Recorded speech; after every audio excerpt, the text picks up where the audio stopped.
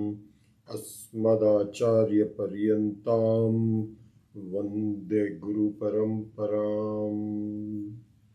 ॐ भद्रं कर्णेभिः शृणुयाम देवाः, भद्रं पश्येम अक्षभिर्यजत्राः, स्थिरैरङ्गैस्तुष्टुवागुंसस्तनूभिः व्यशेम देवहितं यदायुः। स्वस्ति न इन्द्रो वृद्धश्रवाः, स्वस्ति नः पूषा विश्ववेदाः, स्वस्ति नस्तार्क्ष्यो अरिष्टनेमिः, स्वस्ति नो बृहस्पतिर्दधातु। ॐ शान्ति शान्ति शान्तिः। ॐ सहना भवतु, सहनौ भुनक्तु, सह वीर्यं करवावहै, तेजस्विनावधीतमस्तु मा विद्विषावहै। ॐ शान्ति शान्ति शान्तिः।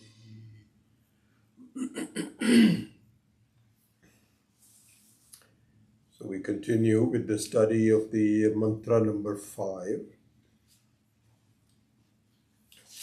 So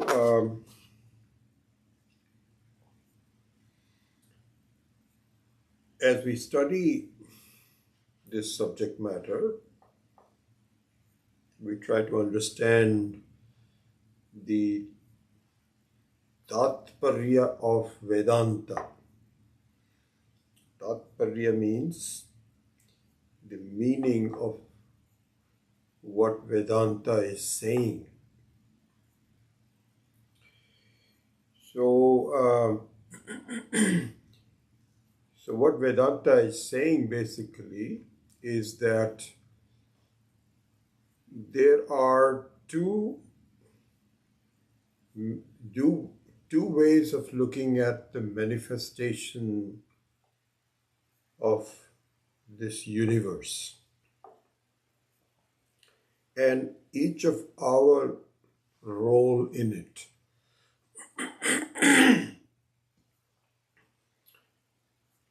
In other words,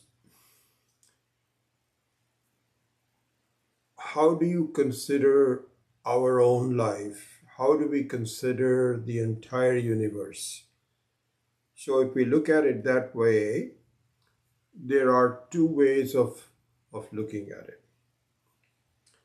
One is characterized by plurality,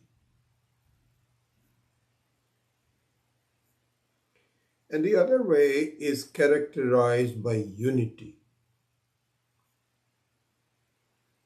So the Tatparya of Vedanta is that plurality is just an appearance. The unity is the reality of the appearance.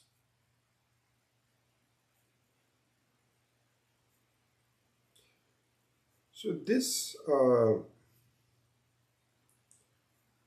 overall direction, the overall advice should be kept in mind as we study. That yes, at one time there is plurality and we are living in it. All our life is consumed by it, not only this life, but our actions towards the next lives, our remnants of the previous lives, everything about the manifestation of myself and the plurality is part of this estimation of what is going on. And it is not until we understand that this is all an appearance without its underlying reality. So exactly the same thing, the classical example of ornaments from a gold. The ornamentation is there. It's not as though it's not there. But when push comes to shove, it does not have an independent reality. It is really just an appearance. And the message of Vedanta is that the entire universe is exactly like that. It doesn't appear to be, because we can see the example of the gold and its ornaments, or the clay and the various pots made out of it, or the water and the waves very easily, because there is some inherent simplicity in it. But the message of Vedanta is that even though the plurality that we live and the unity that we seek is very different from, it appears to be very different from the simplicity of the ornamentation of gold. But if you really inquire into it, and please, if you follow our sage advice, it is exactly the same thing. So this, I think, needs to be kept in mind. And quite frankly, I think that, what we say in advanced Vedanta. So this exposition of the Karika, which is the exposition of the Mandukya Upanishad, is a very advanced version of the basic teaching of Vedanta. But what it is saying is that keep that in mind, because we will show it to you. Follow us, where this model of the Vivarta Upadana Karanam. Vivarta Upadana Karanam means, Vivarta Upadanam means that it is really just an appearance on the basic reality of the Vastu. And there it is said, you are the Vastu. Very unlikely as it seems,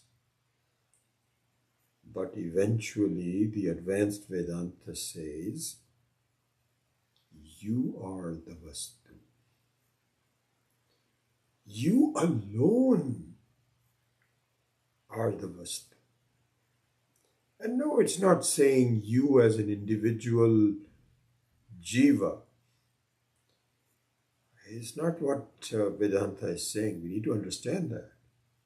But you as the reality, as the Satyam Jnanam Anantam Brahma, you are the Satyam. You are the Vastu. You are the reality. And you alone are the reality. So this is where the Eka Jiva Vada comes in. That everything else is a copy. And this has to be followed. This has to be understood. It's not something which is being told casually or with any kind of an agenda. There's no agenda in Vedanta. That doesn't care whether you follow it or not. It just says, please, if you really want freedom from all the kinds of problems in your life, this is the way to do it. And so this Eka Jiva Vada is a very important aspect of it. And for a lot of the study of the Vedanta that we do with Shravanam and, listening to gurus and so on, it takes a while for this message to be clear. Certainly for me, that is, I'm just telling you my own life. I studied Vedanta with all these acharyas, and the hint of what is to come was there. And that was very pleasing. But it isn't until the whole thing is put together in a very advanced stage. This is the PhD of Vedanta, really, that you begin to put everything in its place, and it all seems to make sense. It's a very different feeling, very different way of looking at things. So we are in the process of really going there in terms of this very advanced understanding. And so here, as a quick revision of the last class and how we are going to proceed further, we saw this very important, very significant verse, so many different verses, of course, that one needs to really understand. From the Mandukya Upanishad 3.1.1, Dva Suparna Sayuja Sakhaya Samanam Vriksham Parishwaswajate Tayoho Anyaf Pippalam Swadiyatti Anashnan Anyaha Abhichakashiti. And so in terms of my own history and so on and so forth, this verse used to be outside my understanding. How is it that Ishvara and Jiva, which are pointed out in this verse as two friends, as though Sayuja Sakhaya, very similar to each other. They're from the same family. They understand each other. And they're both sitting on the same tree. Oh, I used to wonder, how is that possible? And it finally, with the help of the Mandukya Karika second time. The first time I studied it, it was just an introduction and things didn't gel with me. But very thankful to Swami Akhandanandji's commentary. And my thinking about it and grasping it, it just started to dawn on me. What does this Eka Jiva Vada mean? So in the terms of this example, before we go into the rest of it, just developing this one thought. Excuse me. Is that in any one jiva, you or I, doesn't make any difference. All of us, every one of us.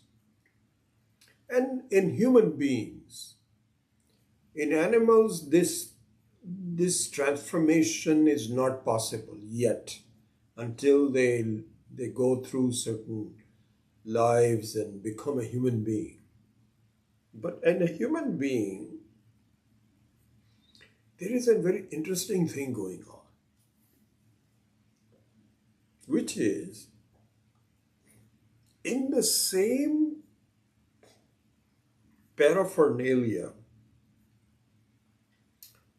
of having a physical body and having some software, memories, thinking, desires, disappointments, karma, all those kinds of paraphernalias. In this simple paraphernalia, there appears to be two people who are resident in it. Kind of like, so in that sense, the paraphernalia, especially the body, the Sthula Sharira, is likened to be a tree. And it is called a tree in Bhagavad Gita also and in many other places because it is subject to be cut. A tree is something which is a very beautiful creation, absolutely a marvelous creation because it generates oxygen and provides a lot of shade, provides some fruits, leaves, oxygen, but then it is subject to be destroyed, to be cut. So in this paraphernalia, in this tree, there are two people who are perched on it.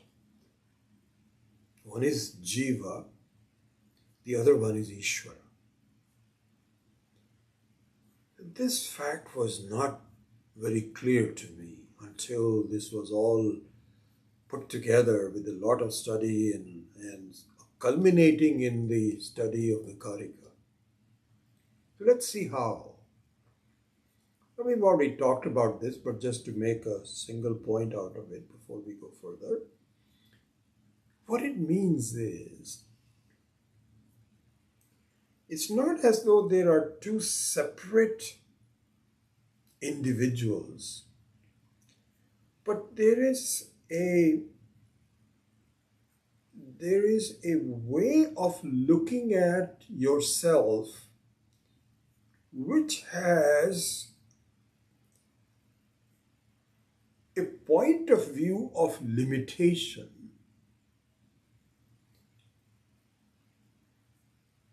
The Anandji used to say this, he would say this, as I still remember his words. He said, we are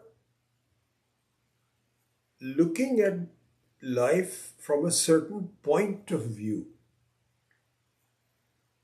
Point of view means that it is based on your situation, your vasanas, your samskaras, how you look at things. This is called a point of view. And the points of view are all variegated, immensely different, infinite in variety. This is all the points of view. But Swami Dayananda used to say, for all these points of view, what is the view? You see, you have a certain way of looking at something.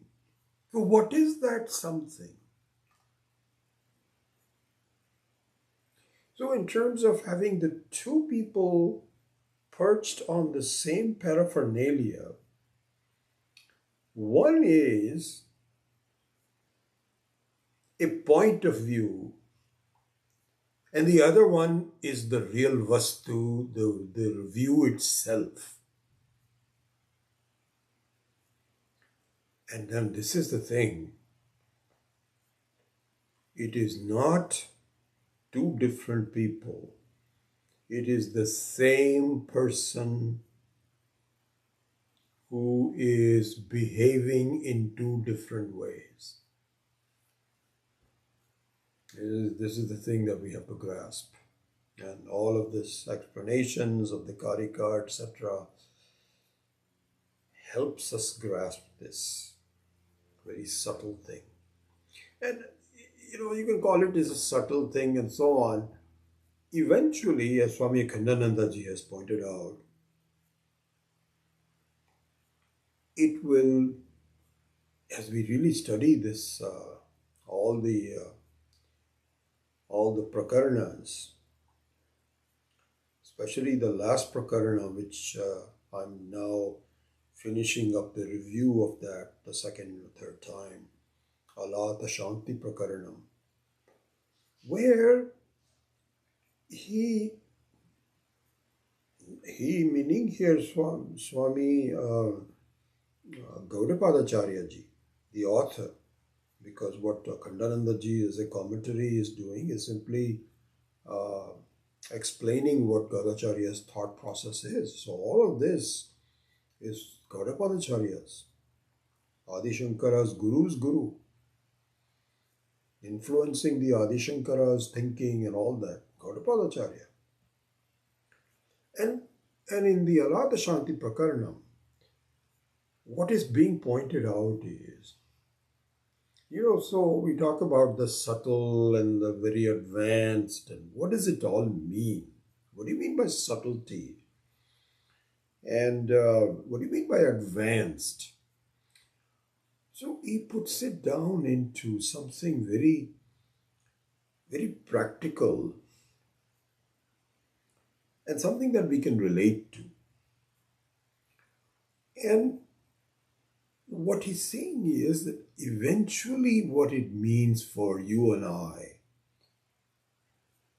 to transform ourselves from one to the other, from a sense of limitation to a sense of non-limitation, is the fact that we must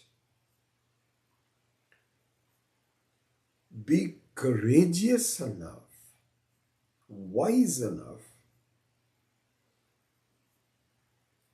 to give up the hold of the falsity of limitation. Here's what happened. This is the bottom line, as they say. All these expressions are very time related. I've been here in this country for, 56, 57 years. And I've seen the use of the English language transform. It used to be bottom line. You know what it is? I don't know, maybe it is different. At the end of the day.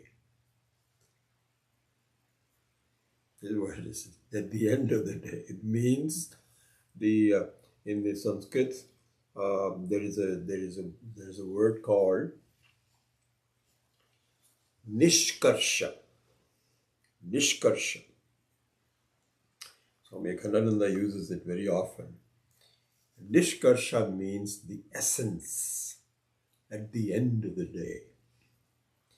So this is the eventually, in terms of the practicality of our moving from a sense of limitation to a sense of freedom, is to have the courage and the wisdom of giving up what is obvious.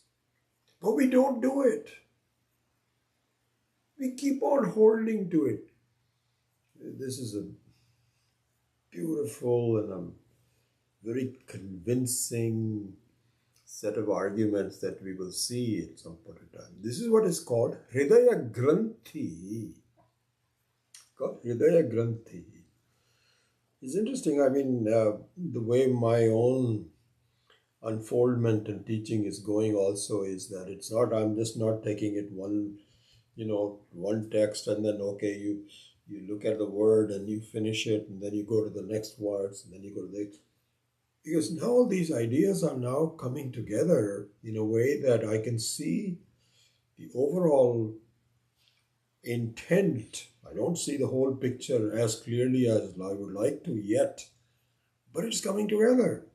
So there we have to see the relationships of the various Upanishads. I think one of the, if you recall in the very beginning, I had laid down 5 or 6 goals for you. And one of the goals there was to say that the teaching of this Mandukya Karika is not unconnected to the rest of the Upanishads. It's not as though the Upanishads are, one Upanishad is saying this, the another one is saying this. They're all connected. So, example, this Mandukya Upanishad that we just cited, Dva Suparna Sayuja Sakhaya. It's all connected. And so on. So anyway, going back to this, so the nishkarsha, the end of the day thing is the very practical aspect of our moving from, if you want to call it, from a jiva to Ishvara. We should be honest enough to say, yes, that is my goal. Jiveshwara Aikyam is the goal. When we say a sense of non-limitation, it means is Ishvara, Brahmatvam. And at the end of the day, what needs to happen is that I must give up, this is what's called Hridaya Granthi, the knots of the heart. I must give up notions that are proven to be false by the Shruti. Just give it up. And so this is also a very interesting thing. I remember, I have not as fortunate as Swami Akhandananda Ji, who has met so many Mahatmas because of the way of my life. I'm here in the US. I studied as a householder and so on. So I'm very limited in terms of my influence from meeting the various Mahatmas and so on. But I've listened to some Mahatmas, and one of them is Swami Chinmayananda Ji. And I remember his words very clearly in my mind. And what he was saying is that Viveka and Vairagya are the two birds of a feather. This is a very significant analogy, because we all know that a bird with a single feather, if one of the feathers is injured, cannot fly. It cannot do what it's supposed to do. And Swami Chinmayananda used to say that I consider this to be exactly the same as the two feathers of a bird, Viveka and Vairagya. And, this is very normal. At that time, it seemed like a very interesting thing to be told. And I'm sure that I have it somewhere. I would write down Swami Vivekananda says, Viveka and Vairagya. And it sounded like a good way to do it. But what kind of an effect did it have? It takes a while to understand it. So this is what is called aparoksha anubhuti. And so now what it says is, going back to this argument about at the end of the day, what do you need to do? So what Swami Chinmayananda was saying was that so if you look at the two wings of the bird, one wing flaps and provides the locomotion for a little while. While that goes down, the other one goes up, and then that does it. So they do it paraspara. They do it not simultaneously, but very much in sync with each other. And this is how the bird flies. So the Viveka and Vairagya are exactly like this. So what it means is, you cannot do Vairagya until you have some idea of the Viveka. And the efficacy of the Viveka is not there until you have some degree of Vairagya. So each one of them support the other. This is the way. And so now to close off that argument about what is the final thing to do is that Vedanta will make it very clear that you are an independent person. There is Ishvara inherent in you. This is exactly like denying Ishvara. That's the other issue, is that somehow it has been drilled into us, or whatever it is. We have firmly concluded that Ishvara is different from me. Nothing to do with me. And one should be excused for doing that because our lives are highly limited with a high degree of miserability thrown into it. And it doesn't seem likely that I have a possibility of being something different from that. This is what our life is. So, we first of all don't even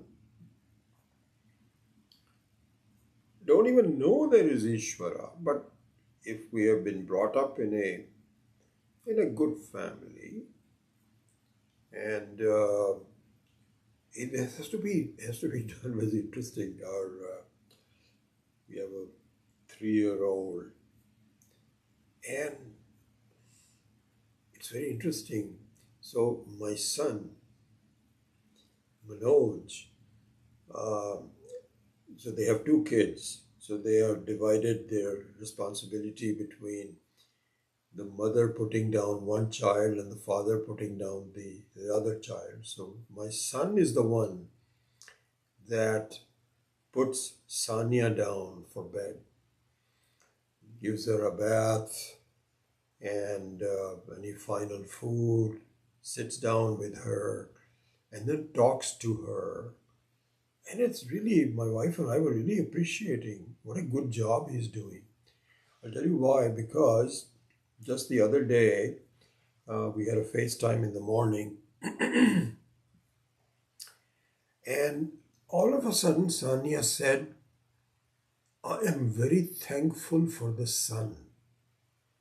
It was a sunny day. Unprompted. My wife and I were looking at each other and said, wow. I don't know if at that age I was aware of that. And it really requires some exposure, some training, some drilling, and so on. But now she is saying appreciative of the sun. And I have been telling my family and all that the sun is the most beautiful manifestation of Ishvara. So somehow there is a connection. But anyway, what I'm saying is that we begin in our life by at least being introduced to the concept of Ishvara, because otherwise you don't even know. You have no idea, you don't even want to consider it. Especially if you have a lot of problems and so on. You say, where is Ishvara? What is going on? There's nothing good about this life. But at least when we do appreciate it, we look at it. In that case, we look upon Ishvara as being separate from us. We pray to it and all of that. All the prayers are because of the separation. Then comes the Advaita Vedanta, which says, aha, are you ready to go to the next step? Please see.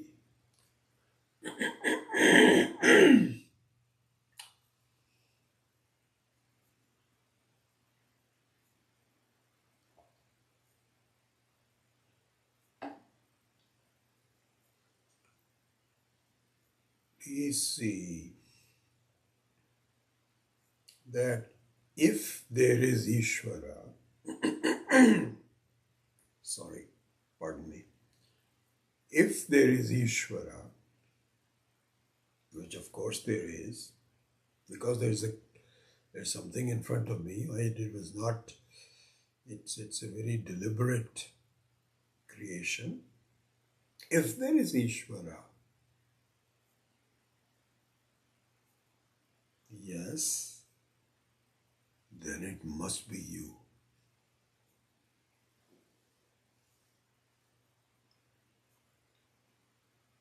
Amazing.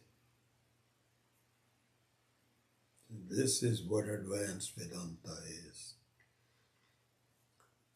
It says, my dear, by denying this fact, you are whistling in the dark.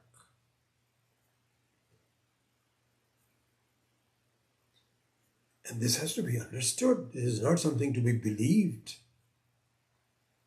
There's no question of belief here. Yes, there is some Shraddha required in this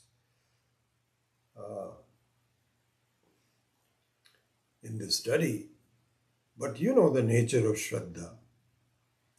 The nature of Shraddha is where it is a verifiable belief is called Shraddha. A non-verifiable belief is called belief. I don't even know whether there's a word in Sanskrit. I'll have to look at it.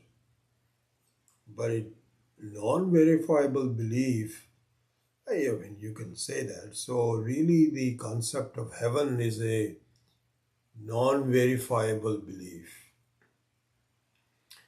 But Shraddha means a verifiable belief, meaning that you look for it, but you will see it before this body expires. That is the Shraddha that we need to have. It's not a question of belief, it's a question of understanding. And I'll tell you, this will dawn on us one day. You and I, you will see this. But these are all the various strands of the teaching that have to be put together. Ekajivavada and all of these have to be, the various pieces of the puzzle have to be understood. And this piece of the puzzle is a very important one. A very important one, which is, don't you see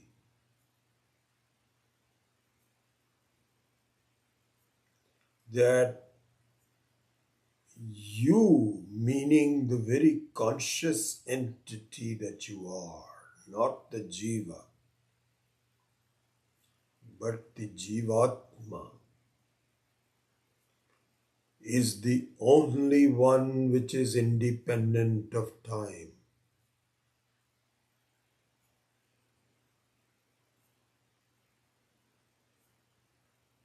Totally independent of time. Is it possible for you not to be there? It's not possible. You cannot deny yourself.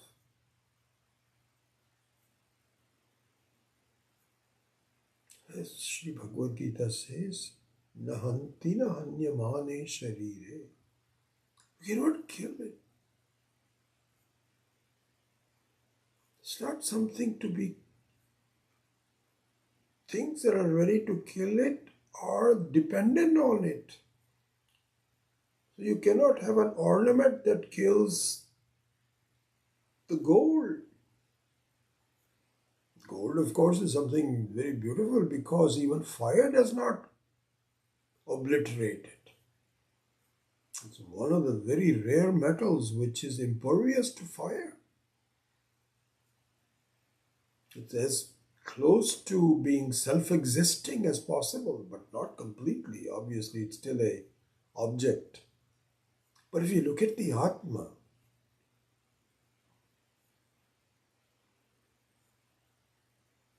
one should. So, if you want to really reflect on the reality of Ishvara, reflect on the reality of yourself, examine it. And of course, as soon as we start doing it, we start thinking about how can I be independent of time? I'm getting older. Hey, this is where the Viveka comes in. We are not talking about the Jiva. But as a conscious entity, there also we have doubts, but what if the conscious entity also was born?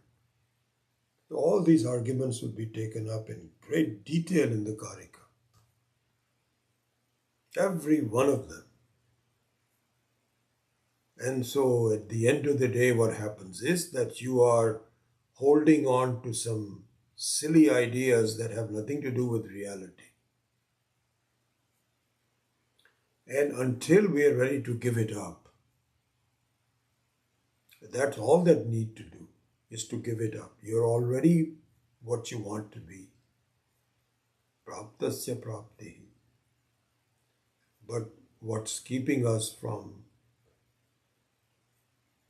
is this agraha, as the Karika will point out, graha. So, in fact, I was just reading a couple of days ago that, and this sun,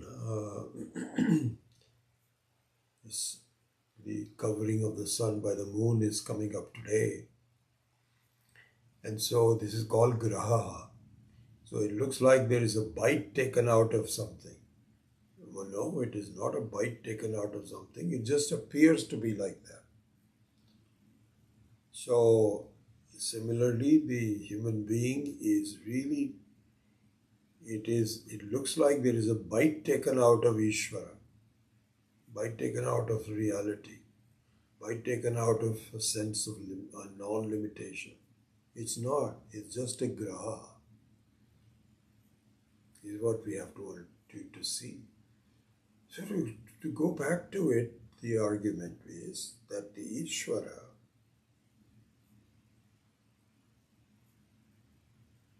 to find Ishvara, you have to find your own reality.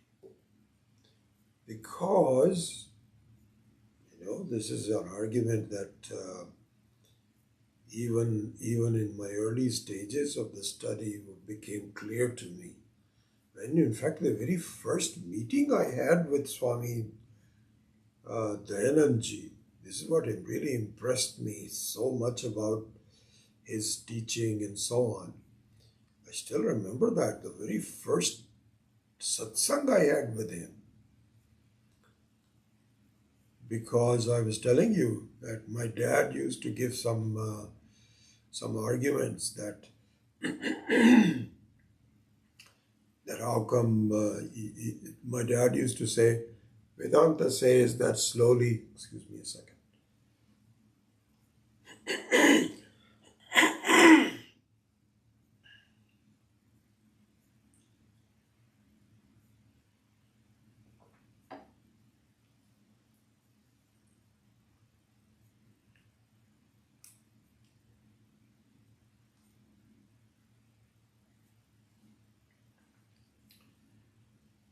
My dad used to say, listen, can you explain? He used to say that Vedanta says that pretty soon there will be moksha, meaning that for everybody. And so when you have moksha, then you do not reappear as a jiva. So then that means that pretty soon the population of the people will keep on reducing. But he says that's not happening. So there's some flaw in the argument of Vedanta that pretty soon everybody will get moksha and then you will reduce the population. And I was never able to give him a straight answer for that. So I said, I don't know. It just is the way it is. So I asked the same question to Swami Dayanandji. Very first day, when first or second day we had a satsang in the woods. So Swamiji said he didn't know me at all at that time. So he said, "What's your profession?" So I said, "I'm a computer designer, computer scientist with IBM."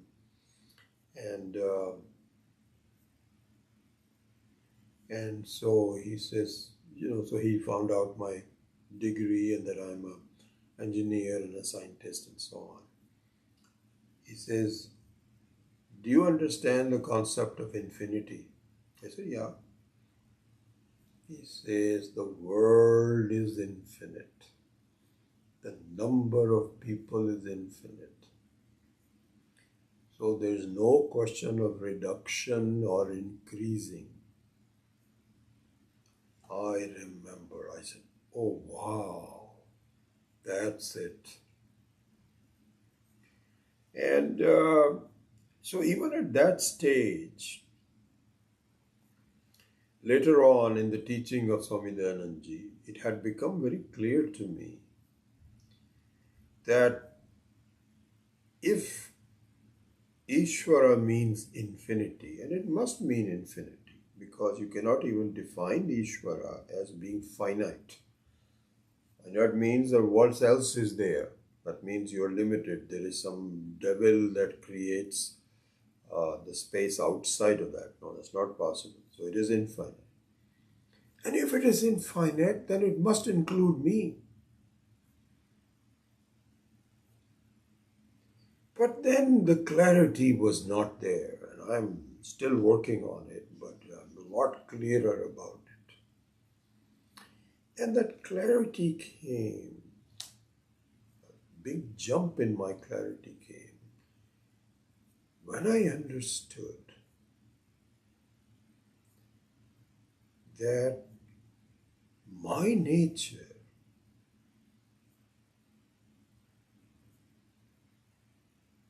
must be timelessness. I am the only one. Again, I'm not talking about me as a jiva, but me as the Atma. And I am the only one that I cannot prove to be limited by time. Hey, you should really think about this. You cannot prove that your Atma is limited in time or space and vastu, all those things. I keep saying time, but kala, desha, vastu, the three different ways of limitation, are not there for the Atma.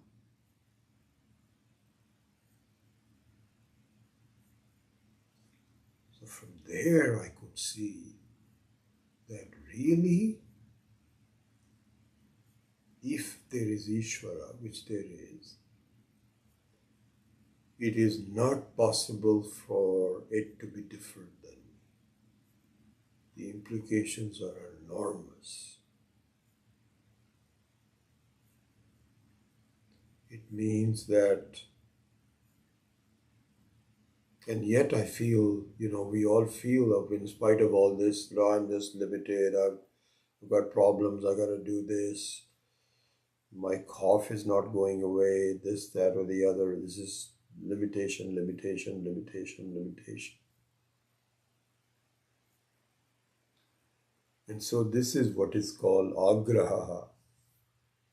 This vairagya has to be done very thoughtfully, very deliberately, very continuously, with a lot of shraddha, that really the reality of ourselves is unlimitedness. As we saw in the example of the room space versus space. So there it just means, in the Ekajivavada, that really the two birds on the tree are really two ways of looking at it. You are the limited one if you choose to be, and you are the unlimited one if you choose to be.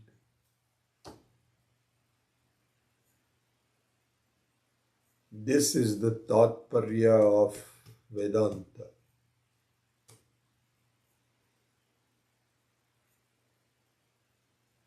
This one must aspire to learn. This is what is the very first verse of Brahma Sutra. Athato Brahma Jigyasa. Atha Antaram. Finally, you have to see the desire to know Brahman. Swami Akhandananda had pointed this out so beautifully.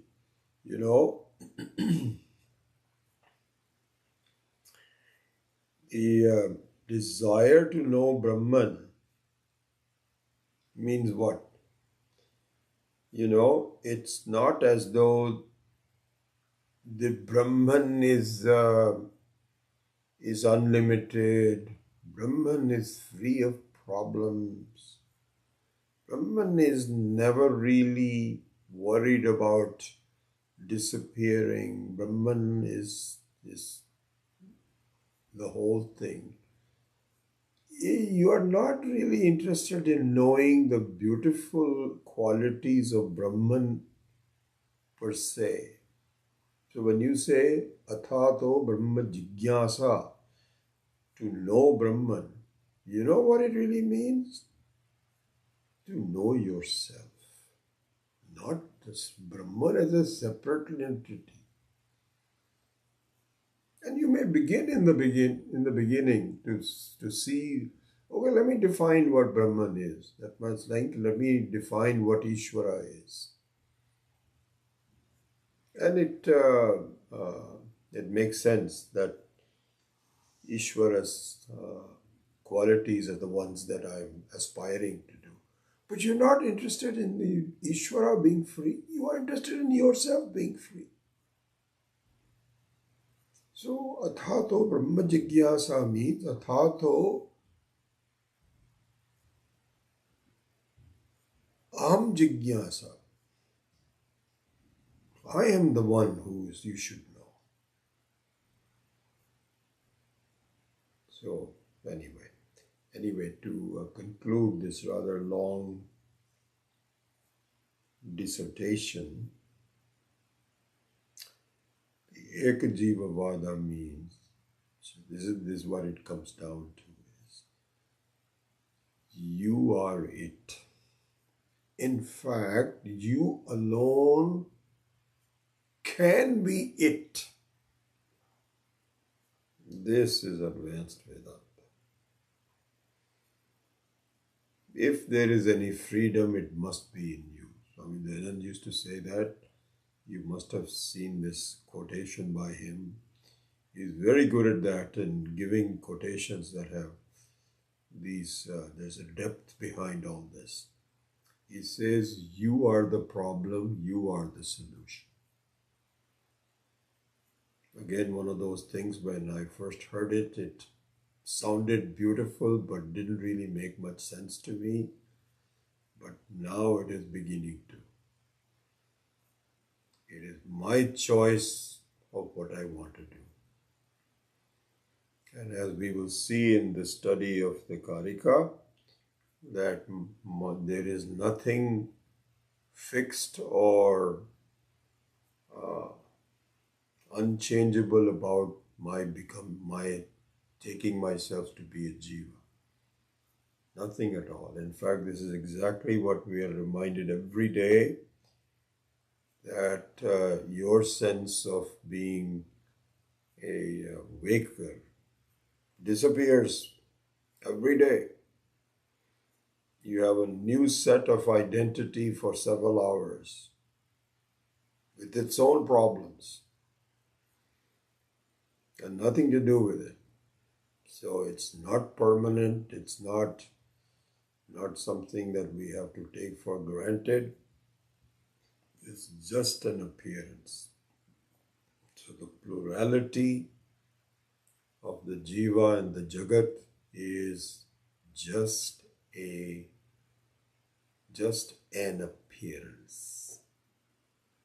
Just like the Jagrat Avastha and the Swapna Avastha and the Sushupti Avasthas are nothing but appearances.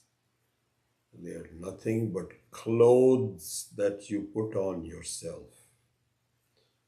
You put on one set of clothes, just like when we go to sleep, we take out our tight clothes, shoes and socks and everything, and then we have a separate set of soft clothes to go to sleep. And we get up, we get rid of the soft clothing, and we now have a coat and a tie for, maybe not a tie anymore, but in our days, when I was working at IBM, we were required to have a coat and a tie. And it was interesting, after several years, there was a rule change in IBM that on Fridays, you don't have to wear a tie. You have to still wear a jacket. I still remember that. So anyway, so there are clothing that we put on. And so the Jagrat Avastha is like a cloak on us, as we will study in more detail. So, my gosh, it's 9:27 already.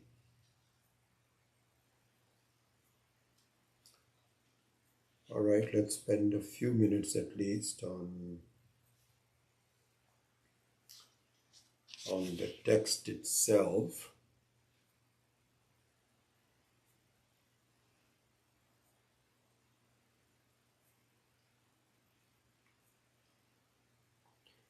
So one interesting thing here, which is discussed by Adi Shankara in his Bhashya, is why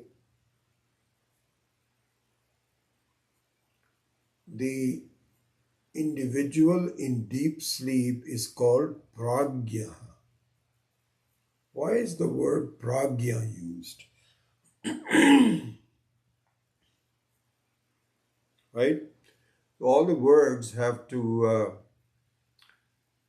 all these, even in non-Vedantic terms, Sanskrit uses words that have a meaning called vyutpatti.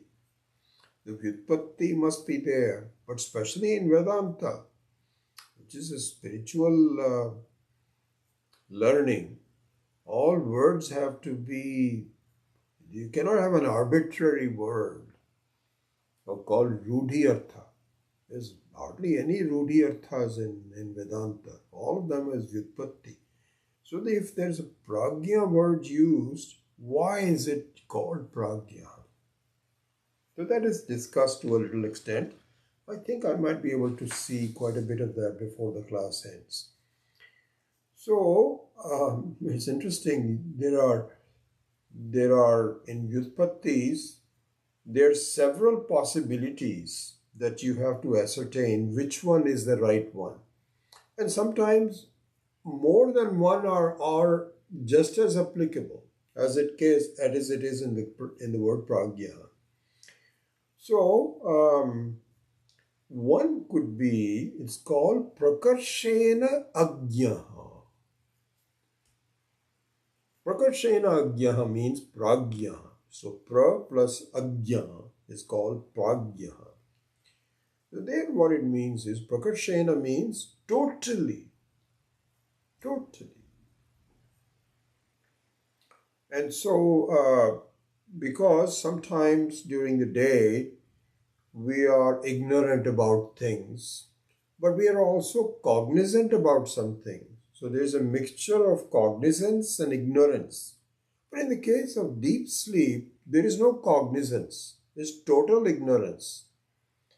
So it would be appropriate in the deep sleep to be called pragya. So this is one way to look at it. But really speaking, as we study this, and this is going to be somewhat subtle and more advanced, as Adi Shankara has pointed out, and we will study this more and more. There's another way to look at pragya. Means you call, you are actually all knowledgeable. You all know, just the opposite of ajna. You're all knowledgeable, but you kind of hide it in yourself. Very quickly one can say this, that if you look at all the three avasthas, the Jagrat avastha, Sushupti avastha, and the Swapna avastha, you really have a view of the whole world, isn't it? Everything that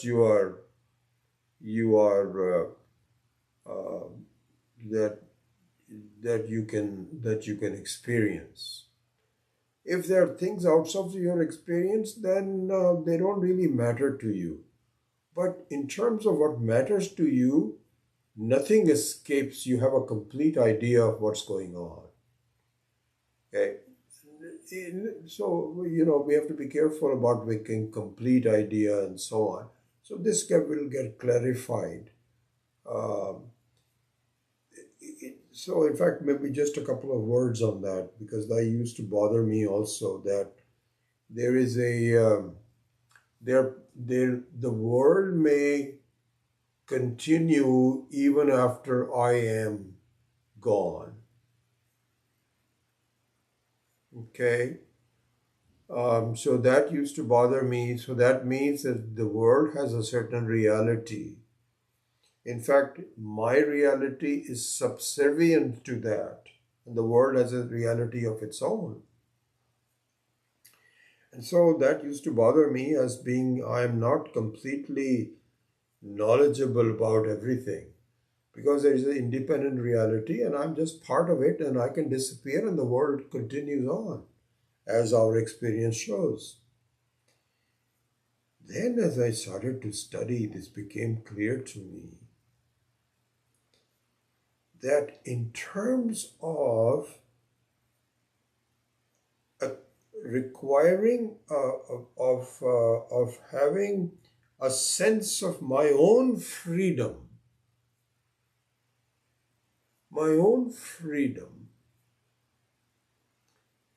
this is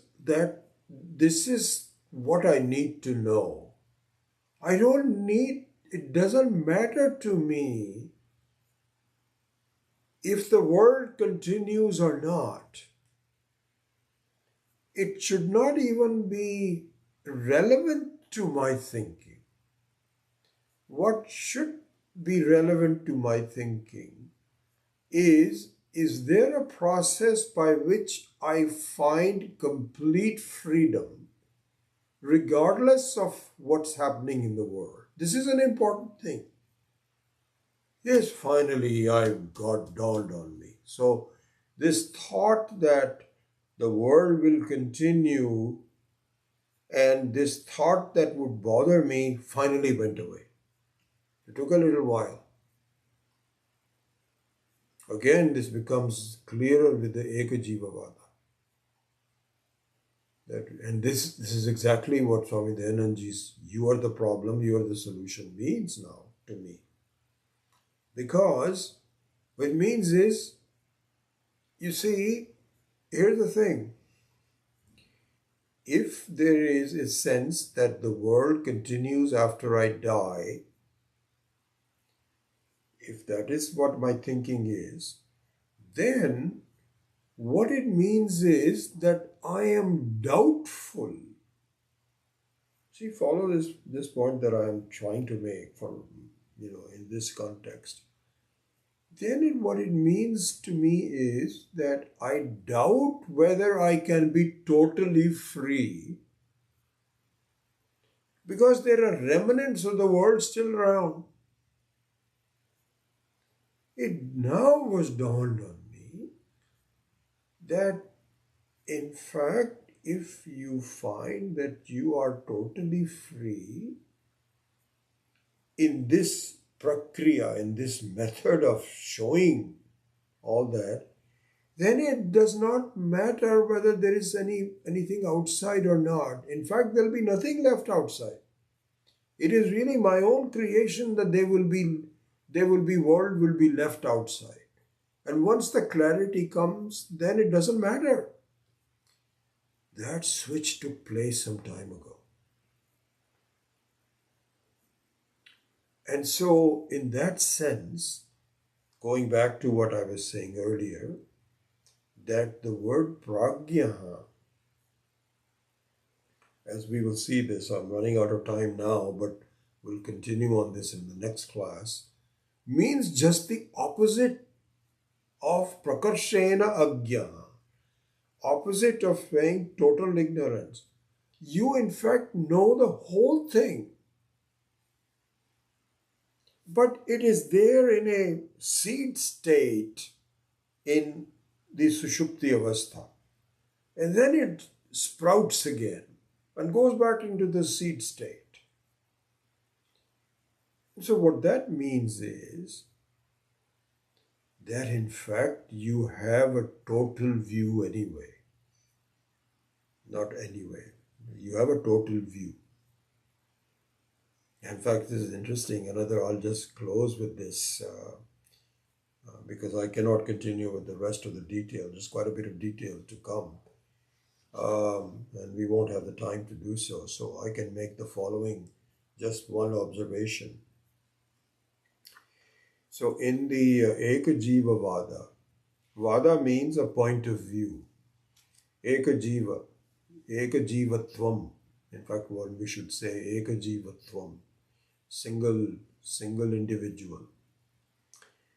There, this is what is called a method of teaching called prakriya.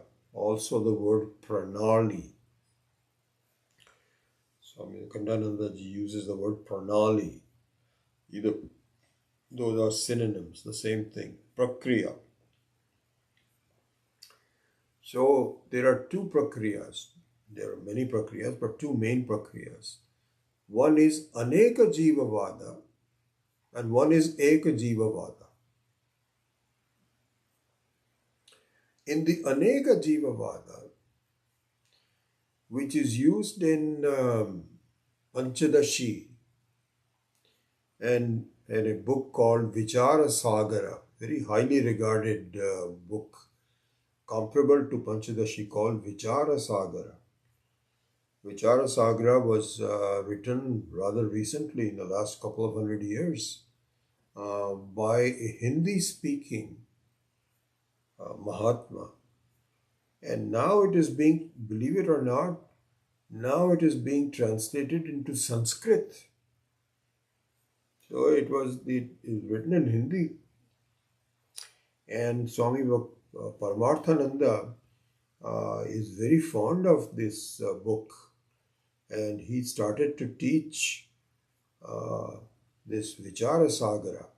So Swami Akhandananda also cites it, both of them, Panchadashi and Vichara Sagara, as Aneka Jiva Vadas. So what that means, it is not as though they are saying different things, but the way of approaching the goal is different. In the Aneka Jiva Vada, you describe the life of a jiva to a large extent, and you describe the life of Ishvara to a large extent until the end, and they meet together. In a Eka Jiva Vada, which this is what we are going to be studying, you merge them in the very beginning itself. So here, for example, In the case of, we kind of got a taste of it when we were studying the Vishwa and Vaishwanara. So, really speaking, the Vishwa and Vaishwanara should be considered to be very almost the same from the very beginning itself. Similarly, when you're talking about Tejasa and Hiranyagarbha, they should be seen to be very similar from the very beginning itself, because eventually you're going to meet that anyway. That's the point. Similarly, in the case of Pragya, this is where I think my understanding of how come it's Ishvara for Pragya became a lot clearer. So, what it means is that really Pragya should be seen as nothing but Ishvara. Why? Because the individual knows the entire enough about the entire thing to become free. That's the main point. Forget about what the world is and how will it remain and so on and so forth. It's the totality of the view that will make you free. That's what we are really should be talking about. Anyway, so this Ekajivavada in terms of the Vyashti Purusha and the Samashti Purusha. Remember, we had the spreadsheet where we had these 6 different things that Jennifer had made for you and all that. Now we are going back to it. Is that the Vyashti and Samashti are not even necessary, because the Vyashti is nothing but an aspect of the Samashti. So you might as well go through the Samashti in the very beginning. So this is what is called the Ekajivavada. So I wanted to point that out. Anyway, with that, I think we are ready for a pause, and we will continue this discussion in the next class about why Pragya is called Pragya. And it's not a kind of like a academic idle discussion. None that is not done in this Vedantic study. It is done. How is that important for me? Because as the Pragya is being analyzed, you begin to see this is how I think, this is how my life is. And it enables me to grasp why I am holding on to wrong things. That's the end point. As the end of the day, the end of the class. Om Purnamadav Purnamidam Purnat Purnamudachyate Purnasya Purnamadaya Purnamevavashishyate. Om Shanti Shanti Shanti. Hari Om Shri Gurubhyo Namaha. Hari Om.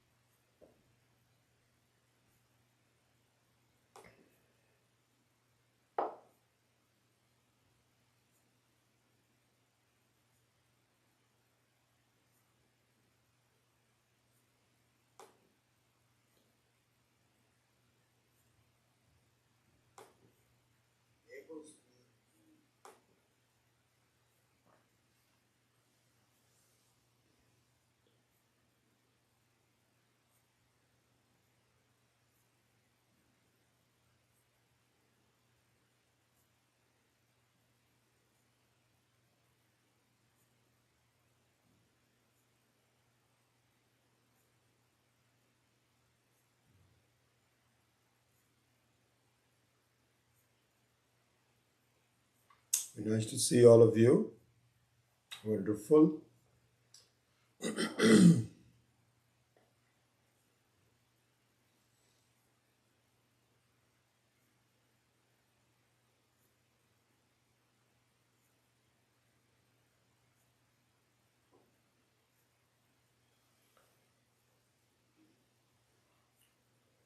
Yeah, it'll be interesting to see how these two classes of the week